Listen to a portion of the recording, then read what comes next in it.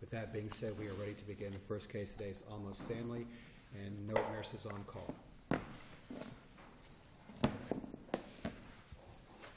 Good morning, Your Honors. If it pleases the Court, Patrick Muldowney on behalf of the appellants, Almost Family, Inc., and Care Tenders Visiting Services of Pinellas County, LLC, which we may refer to as Care Tenders. Your Honor, I'd like to reserve 5 minutes of time for rebuttal.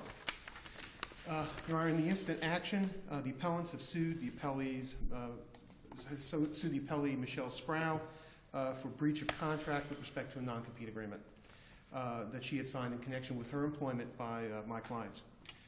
They also have sued the appellee nurse on call, who I may refer to as NOC, for tortious interference with respect to its employment of Ms. Sproul in knowing disregard of her non-compete agreement. And lastly, we've sued Ms. Sproul and NOC for tortious interference with respect to their unlawful disruption of the appellant's advantageous business relationships with referring physicians. The trial court had granted summary judgment to the on appellee's motion for summary judgment. In a one-paragraph order, the court stated that, quote, the case of Florida Hematology and Oncology versus Tamala is controlling to the extent that the fifth DCA held referral source relationships are not a legitimate business interest under Section 542 of the Florida statutes, and that the reason that for this reason and reasons stated at the hearing, the summary judgment was appropriate. We would argue, Your Honor, with all due respect to the trial court, that the granting of summary judgment was an error for three reasons. One is the court refused to find that referral sources are protectable, and that we believe is contrary to the law of Kentucky, which under the contract is the law that's deemed to be controlling, and the law of Florida, Your Honor. Secondly, we would argue that the court ignored the legitimate business interests of confidential information and unique and specialized training that was proffered by the appellants. At the very least, we believe there's an issue of fact, a material issue of fact, that would preclude summary judgment. And third, based upon the improper dismissal with respect to the contract claim, that the tortious interference claims were improperly dismissed as well. Let me just sort of, from factual perspective, I'm sure Your Honors have reviewed this, but there are certain facts that are beyond dispute. First of all, Ms. Sproul was employed by the appellants as an account executive, and as an account executive, her job was mainly to market the appellants to healthcare providers and institutions that would refer patients to the appellants. Is there anything in the record that shows how much she got paid for doing this account executive job? Your Honor, I'm not sure if there's actually anything specifically in the record, but she was paid a salary. It wasn't a commission-based process, but she received a significant salary. I mean, it was not six figures, but it was certainly above 30. I believe it was somewhere in the mid five figures. And in connection with her employment by the appellant, she signed a non-compete agreement under which she agreed she would not work for a competitor in the county in which she was working, in this situation, Hillsborough County. She would not for a year, nor would she solicit any of the appellant's customers or clients, or discuss with the appellant's employees leaving appellant's employment for a period of 1 year. Ms. Sproul left the appellant's employment and immediately went to work for NOC. It's beyond dispute that NOC and the appellants are direct competitors in the home health care industry, including in Hillsborough County. And regarding her employment by NOC, Ms. Sproul's duties were the same, and the clientele essentially were the same as they were during her employment by my clients. She works for NOC in the same territory she worked on for the appellants, calling on many of the same physicians and health care providers. The appellees don't dispute that the non-compete agreement, in terms of its restrictions, in terms of geography, and in terms of time, and in terms of line of business, are unreasonable. So we don't have that issue here. And they also don't dispute that she breached the agreement by, in fact, going to see referral sources and competing against my clients in Hillsborough County.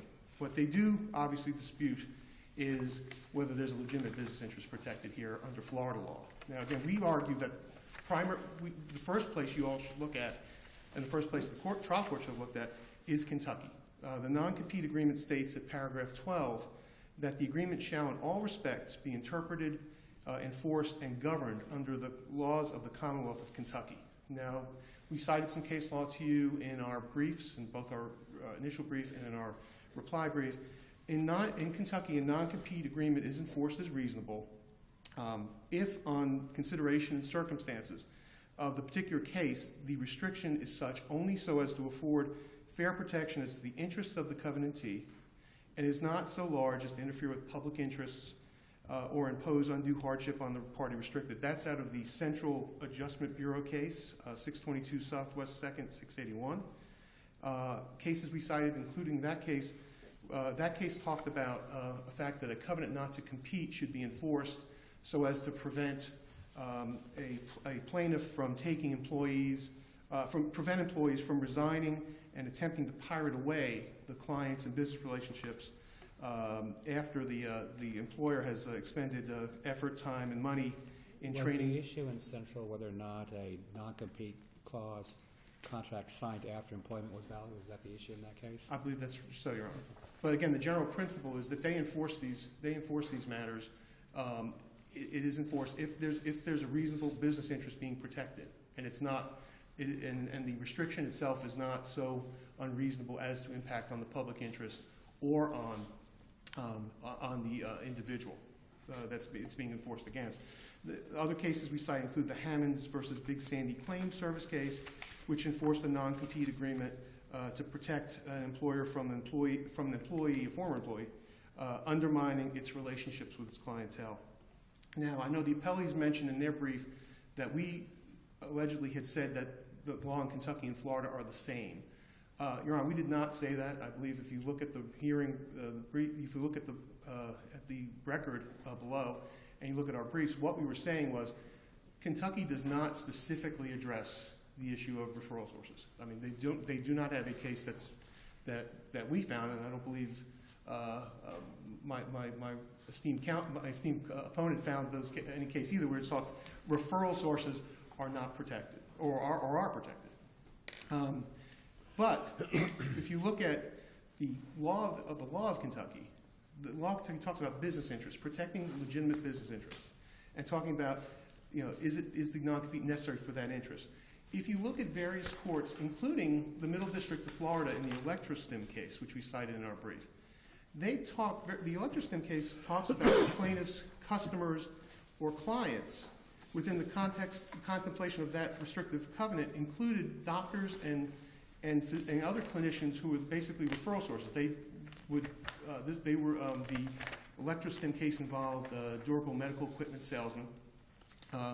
Very much, we believe, the similar situation as our marketing representatives, the account executives, that these individuals would go to doctors and help and market to doctors with the hope that the doctors would use their products, their services, in connection with their patients. So, I mean, the doctors are not the end users, but the relationship is very important because the doctors are the ones who would basically either use the DMS or, in our situation, would refer patients for home health services. Well, what about the other side's argument that everybody knows who the referral sources are? There's no secret or any particular ownership of these people, and they can't be paid any kind of a consideration for making the referral. So where's the business interest with respect to those people then?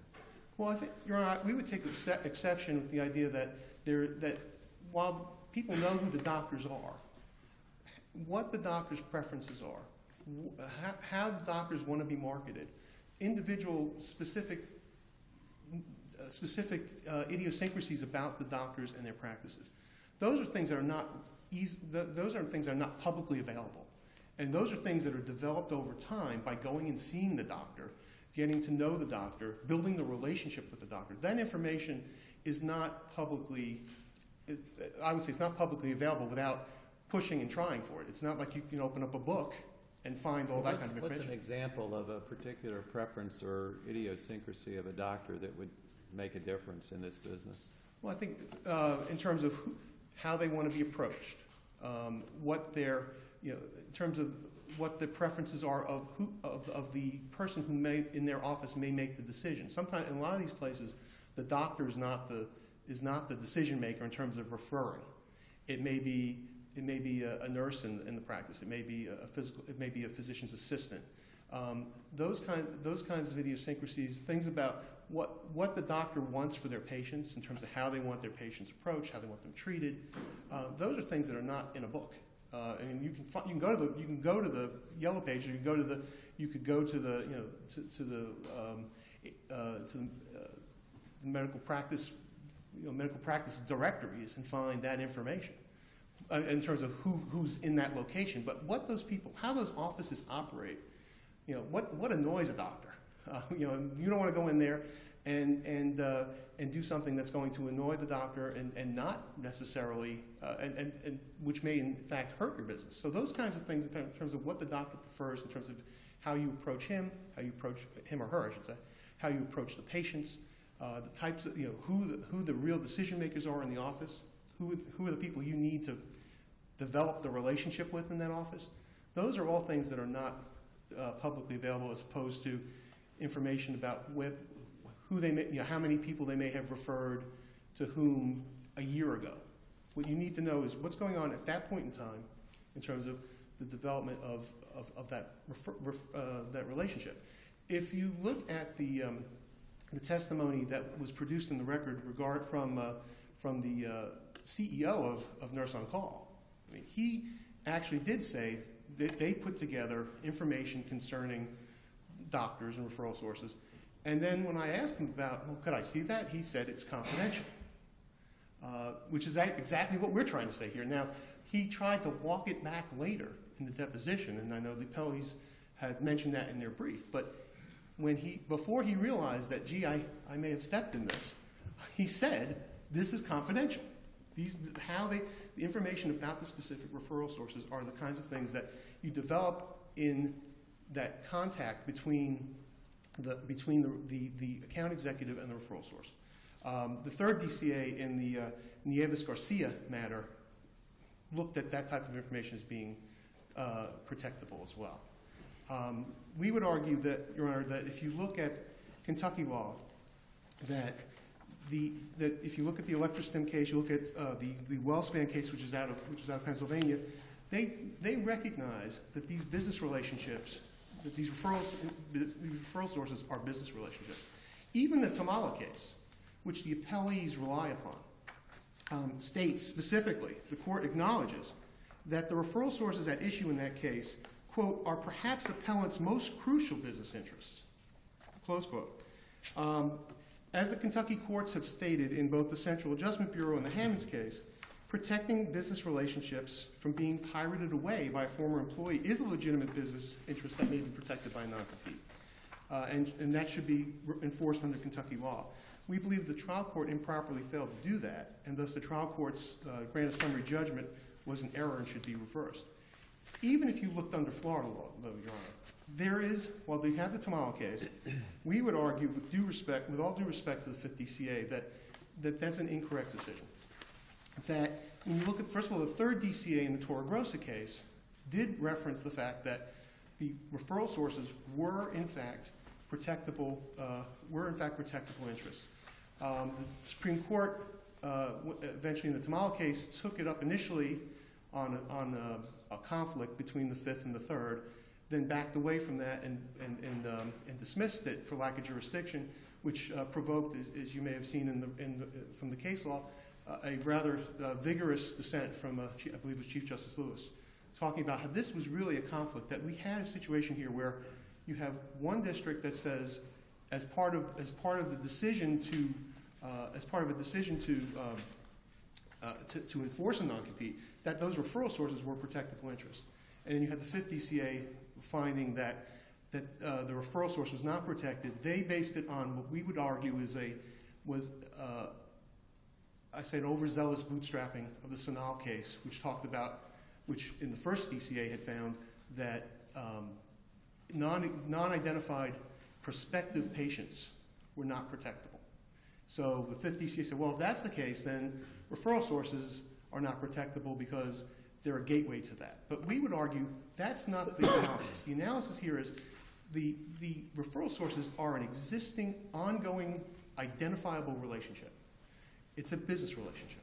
It's a relationship that our client and others in the industry expend a lot of time and effort developing. I mean, our client and others in the industry hire these kinds of marketing people to go and see these folks. Thank you. It's your time.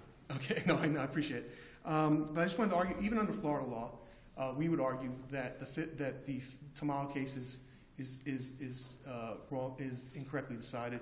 We would also point you to, as we did in the brief, the Supreme Court's, the U.S. Supreme Court's decision in the SmithKline-Glaxo case, the Christopher case. That's an FLSA decision, and understandably, it's not controlling on the court in terms of 542.335. But, Your Honor, we would argue that if you look at that decision, even though it's in the FLSA, they found that was a sales relationship. Even though it was a pharmaceutical rep, even though the pharmaceutical rep was marketing to a doctor who's not the end user, who didn't buy the product, because they referred and wrote prescriptions, that was seen as being a sales relationship, an identifiable sales relationship, and therefore under the FLSA, these individuals were salespeople, outside salespeople. We would argue the same thing here, Your Honor, that when you look under 542.335, that this is an identifiable sales relationship that should be protected. I understand my time has kind of come to an end. At least I'd like to keep the reserved time. But we would argue also, we would refer you to our brief with respect to the issues involving training and confidential information. And we would argue that on the basis of what we've argued in the brief and today, that the court reverse the trial court and send it back for further proceedings. Thank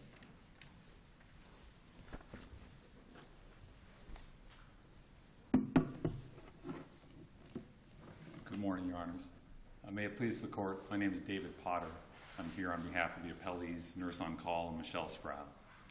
This case is about the enforceability of a general non-compete agreement against an entry-level marketing employee within the home health care industry. The court should affirm the trial court's final judgment because the appellees failed to establish a legitimate business interest for the enforcement of this general non-compete agreement. And what you've heard today and what the appellants are seeking to ask this court to do and what it asked the trial court to do is to find that relationships with these referral sources can constitute a substantial relationship. And I want to go through, before I talk about the non-compete statute in Florida, I want to go through some of the background legal principles that govern this industry, because this is a unique industry. This is not simply a case about selling widgets. This is the healthcare industry. We're dealing with patients. We're dealing with healthcare. And there are laws which prevent home health companies like care tenders, like Nurse on Call, from having substantial relationships with referral sources. Under both Florida law and under federal law, you can't have exclusive contractual arrangements with these referral sources. There are fines for physicians if they have them. You can't have a substantial investment of money in these referral sources. Under federal law, non-monetary gifts are capped at a few $100s per year. Monetary gifts are capped at $29 per year. So you can't have a substantial investment in wining and dining or doing anything else with respect to these referral sources. It would violate the law. Hospitals and surgical centers can't require their physicians to refer patients to home health agencies that those companies have an interest in. Home health agencies can't provide nurses and other professionals free of charge to get referrals. There can't be any sort of kickback or remuneration of any sort to attempt to get these referral sources to refer patients to you. The controlling factor in this industry is patient choice. The patients have the absolute right to decide who they want to provide care to them in the home setting. And if they tell someone at a hospital, a surgical center, or anywhere else that they want X company to do it, then that's what happens. And so there can't be under these background, both state and federal legal principles, there can't be substantial relationships with referral sources. Now, with that backdrop, I do want to talk about the Florida non-compete statute.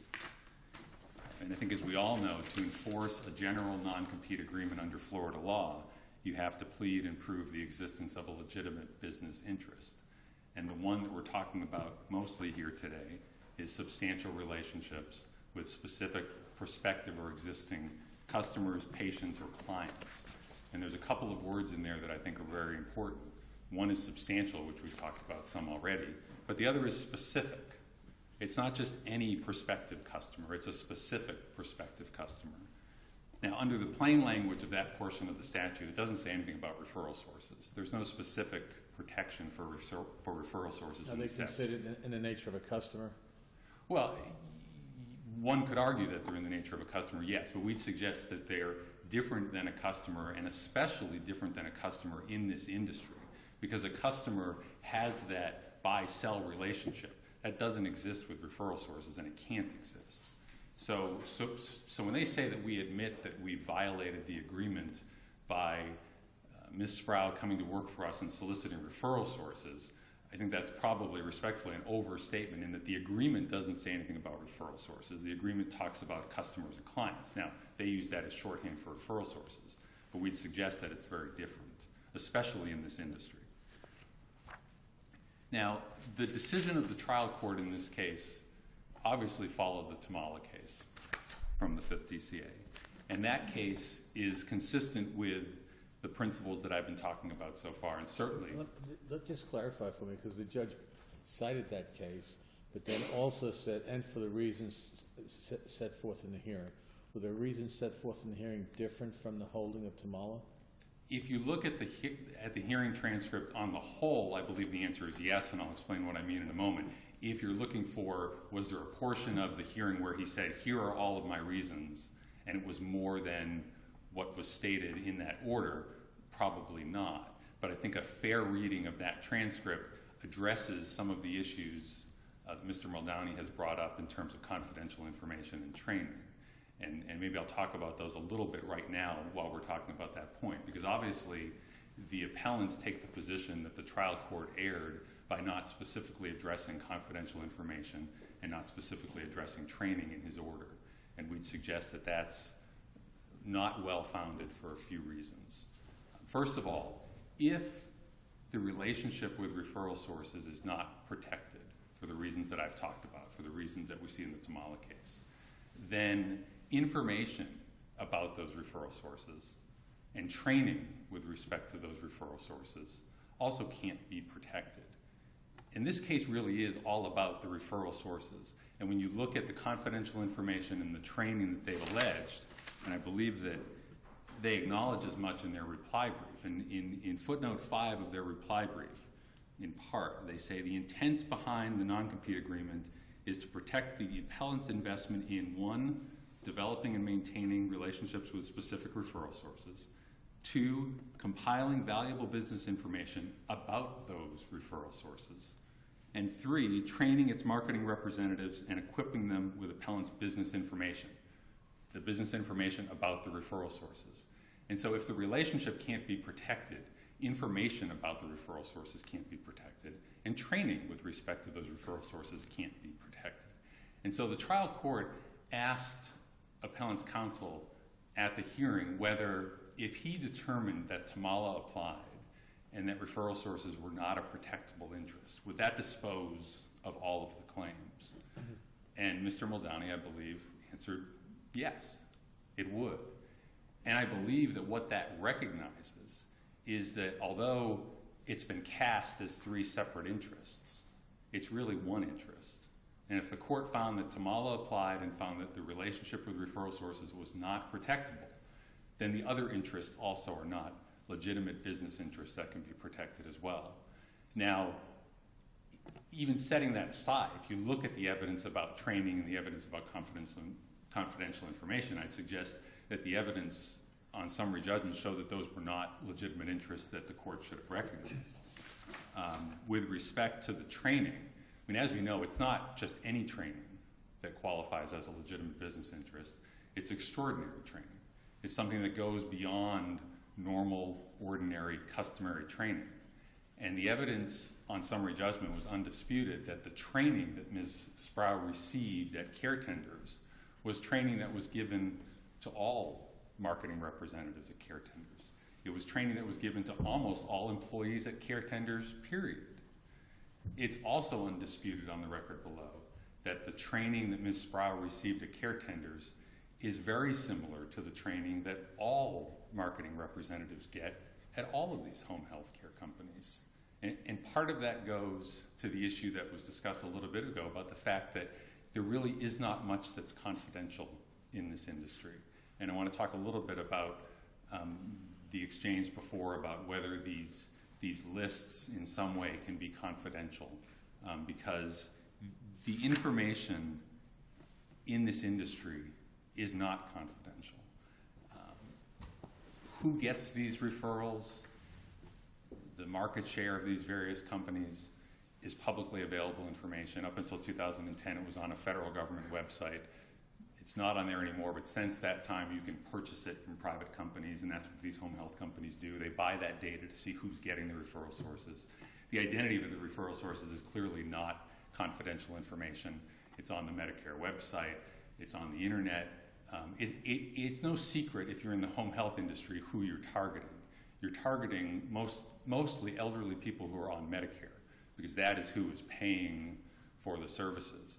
And so you can figure out who the doctors are that are going to be referring those sorts of patients for home health. It's not going to be the OBGYNs. It's not going to be the pediatricians. So you can look online, you can look in the yellow pages, or you just have feet on the ground where you find this information out. But they've admitted below, the appellants have admitted that the identity of referral sources is not confidential.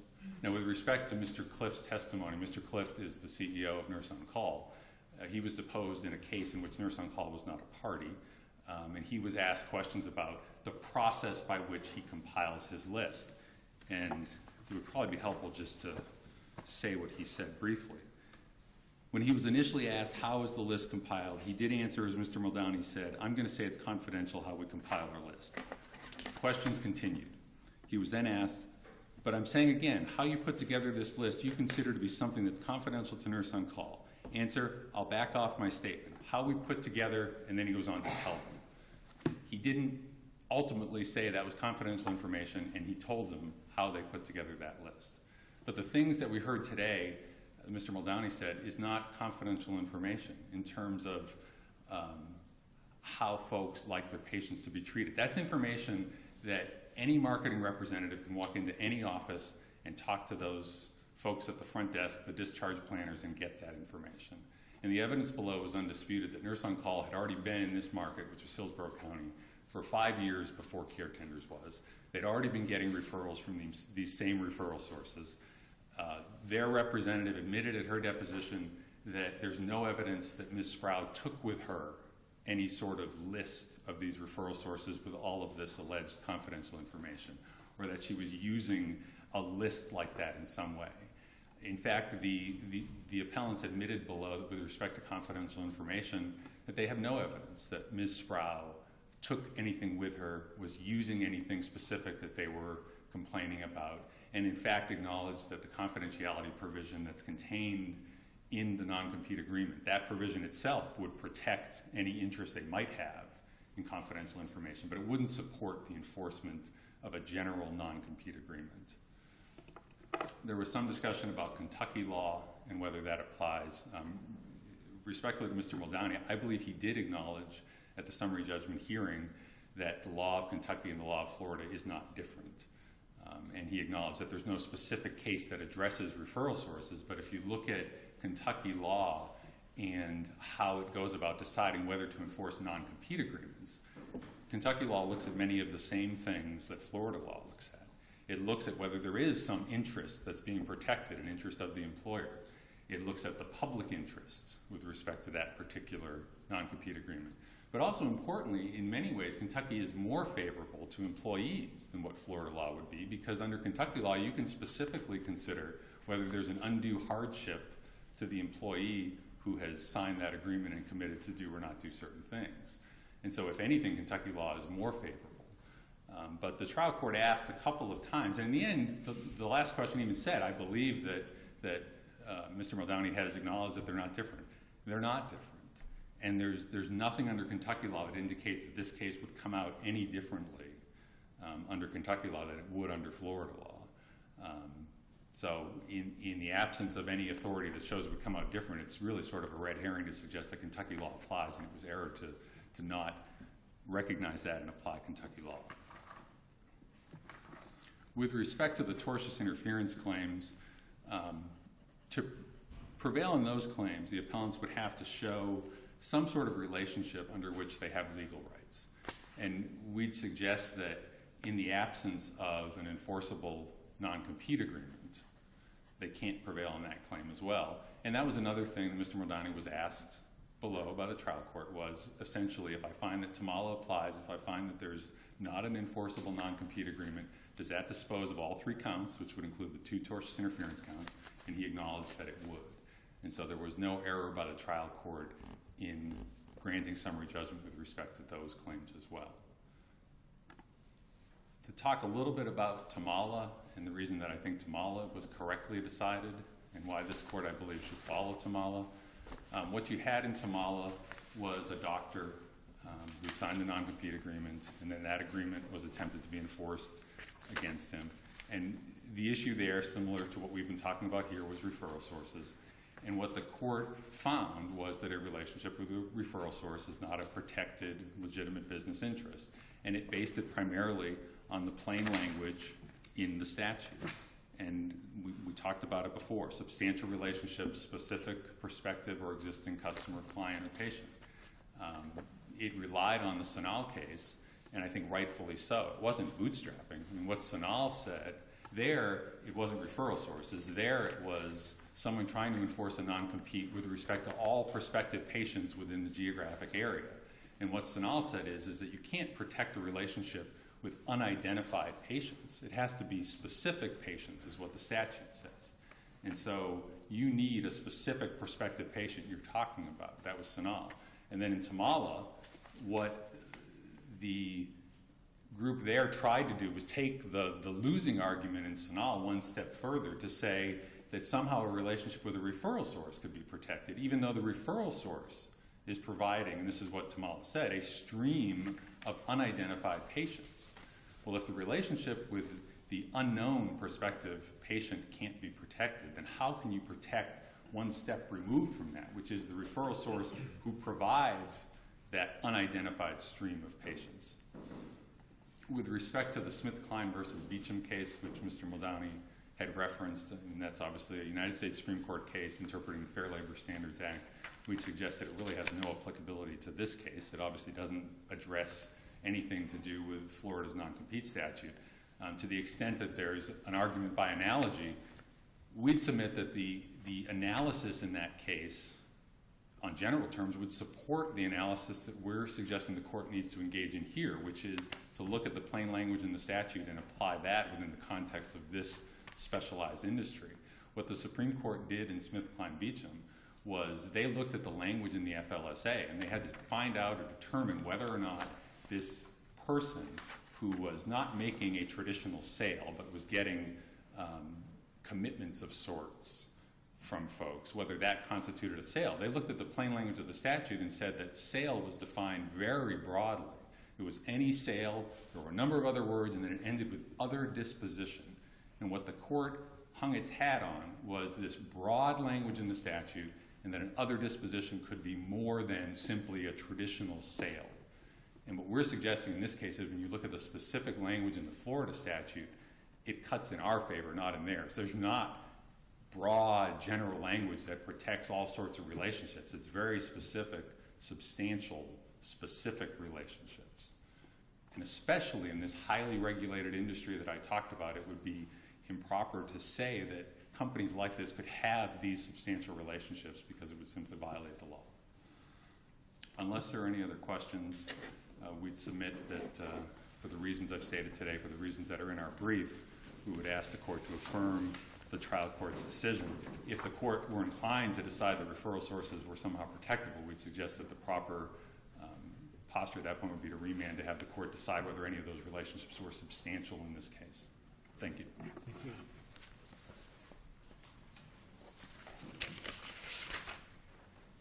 All right, We how have much time about do I- 3 minutes and 15 seconds left. Thank you very much. Your Honors,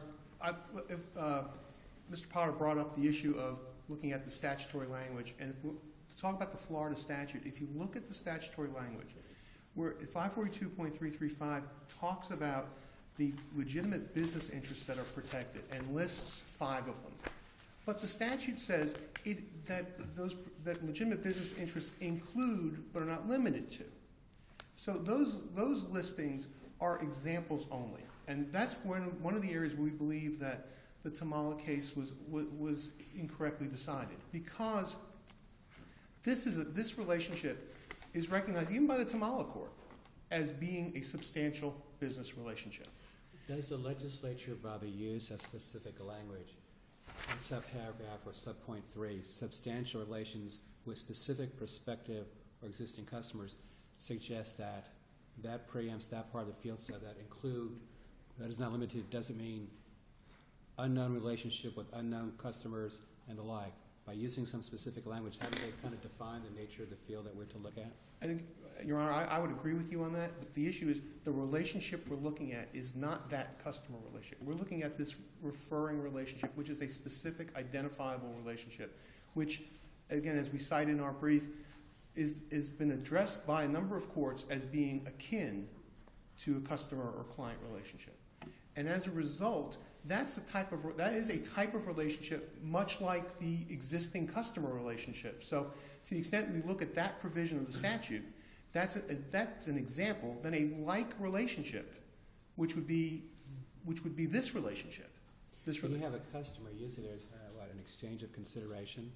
The customer buys a product. Here, the referral source doesn't buy a product, is not compensated, doesn't provide the product. It's on neither end of the commercial transaction. So are we trying to fit in a referral source as a customer by taking the commerce part out? Well, Your Honor, by akin? I think that's where, again, the analogy to the Christopher case, again, it is not a complete analogy because obviously it's a different statute.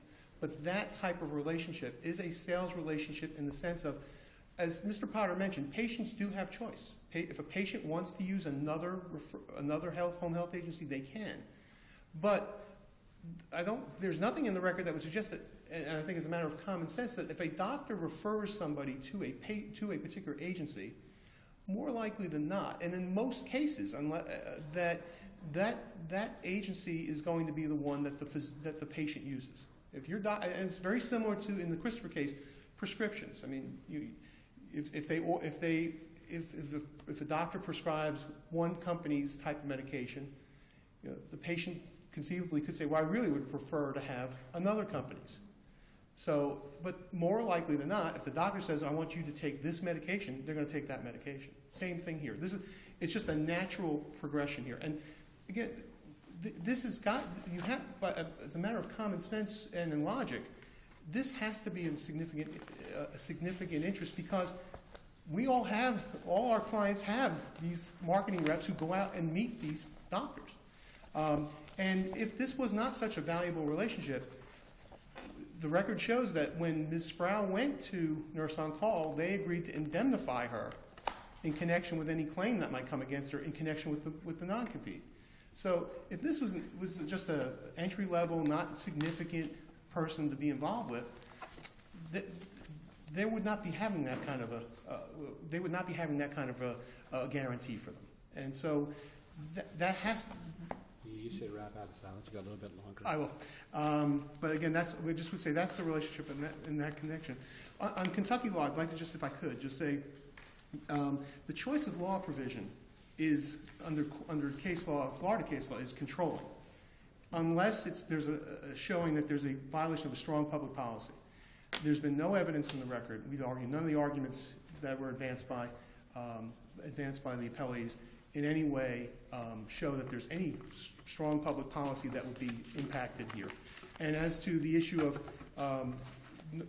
Kentucky being more favorable to employees, there's no argument that Ms. Sproul is somehow being restricted, is being excluded from making a living by the very narrow restrictions we have. And That thank will you, do. Your Honor. Thank you. Appreciate it. Thank you both.